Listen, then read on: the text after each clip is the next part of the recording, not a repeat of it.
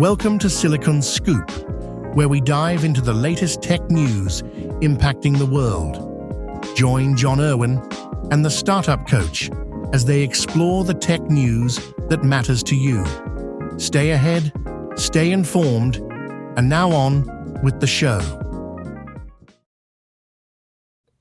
Sci-fi, just lots, it's fiction tag. Researchers just proved we can stop a brain's molecular clock, freeze it to negative 196 degrees Celsius, and successfully reboot its ability to learn and form memories.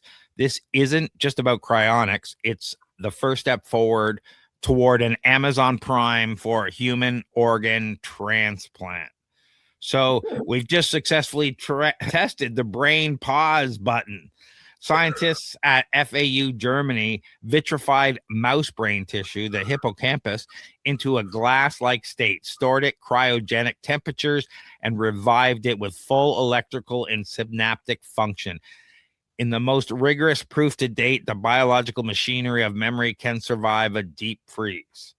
So this effectively proves that biological time travel is molecularly possible, potentially ending the race against the clock for organ transplants and brain research. What do you think about this, John?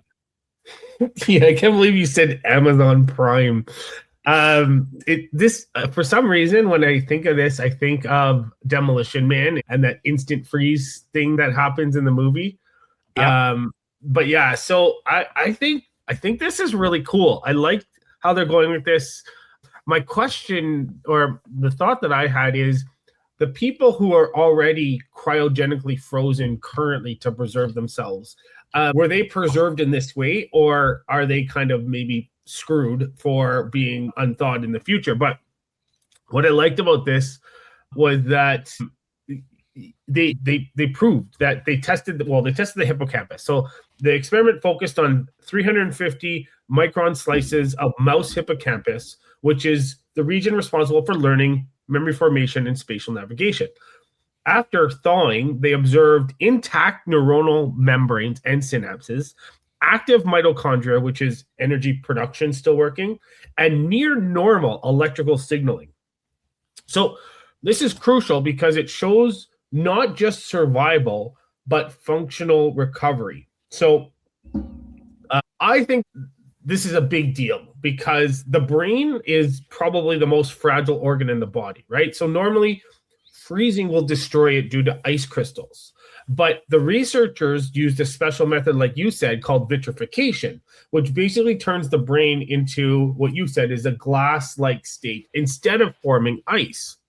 And so when they thawed it, the neurons fired electrical signals, they maintained connections, and they showed signs of learning-related activity. Now, bottom line here is we're not reviving frozen humans anytime soon, but this is a serious step towards preserving brain function and maybe one day even consciousness, which I think is really cool. What are your thoughts on this, Craig?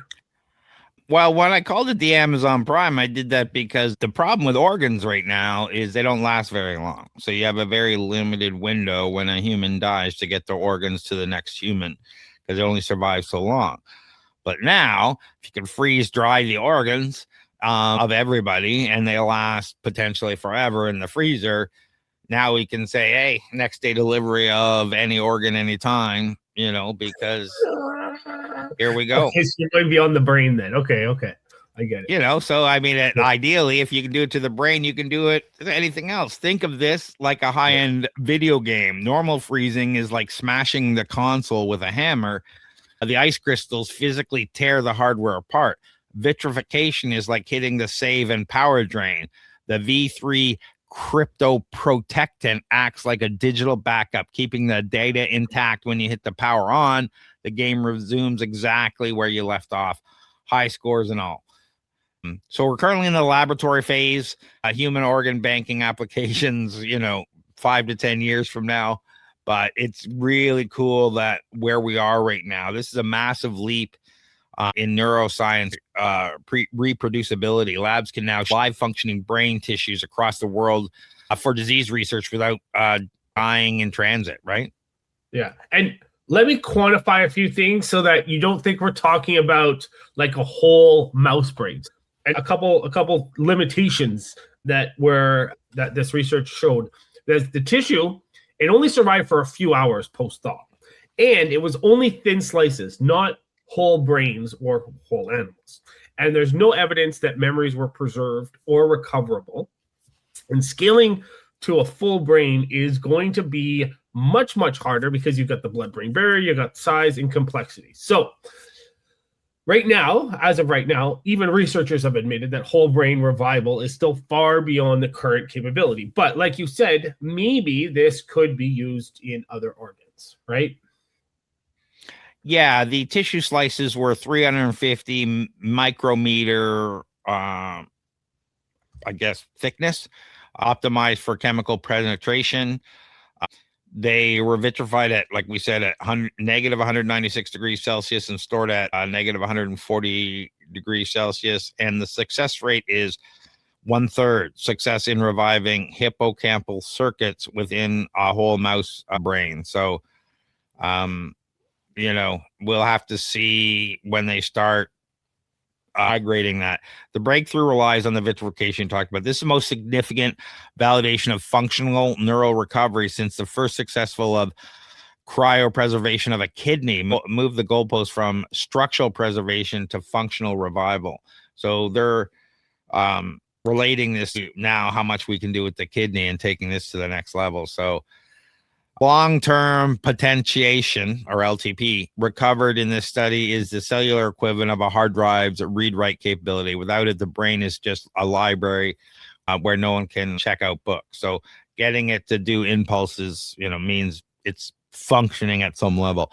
The research was published in PNAS, which is a scientific equivalency of winning a Pulitzer. It signals that the cryomedicine is moving from the fringes of Silicon Valley billionaire hobbies into mainstream.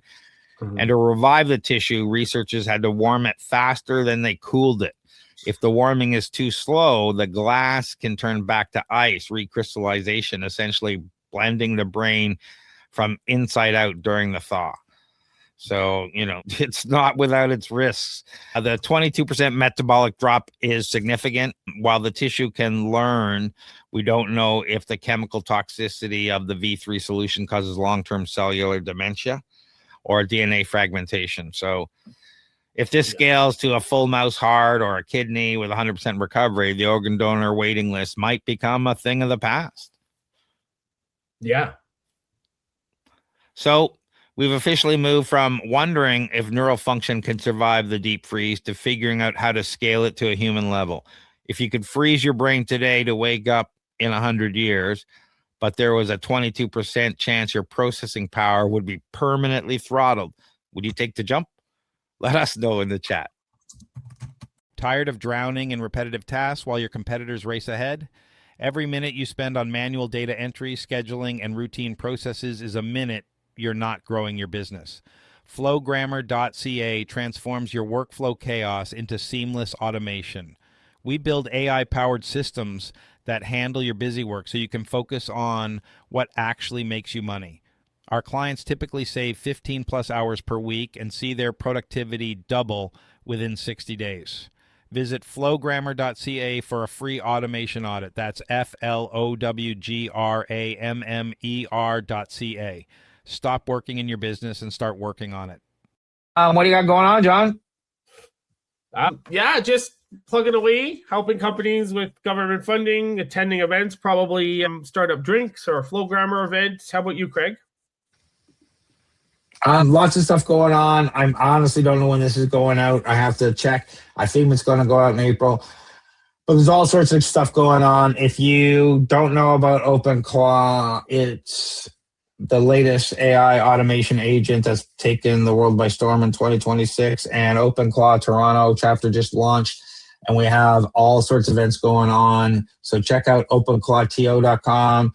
Our first demo night is April 14th. We have a Builder Cafe on April 10th. We have a bunch of other events. There's updates every day. We've deconstructed the latest 2 betas over the weekend that was launched in OpenClaw and what you should do about them. There's a bunch of articles over there. Go check that out. We're also over at flowgrammer.ca where we do N8N automations. We run the Flowgrammer community and do Builders Hub and connectivity for AI and business automation agents. And for everything else, head over to TorontoStarts where we hook up startups and investors at our Startup Investor Drinks. We do mentoring, we do workshops, we have a list of investors. There's a whole bunch of content over. You can also book me over there if you want a meeting with me to talk about whatever, help your startup.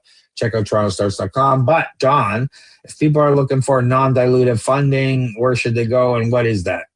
Yeah, non-dilutive funding. We're talking government grants, tax credits. Come find me on LinkedIn if you have any questions.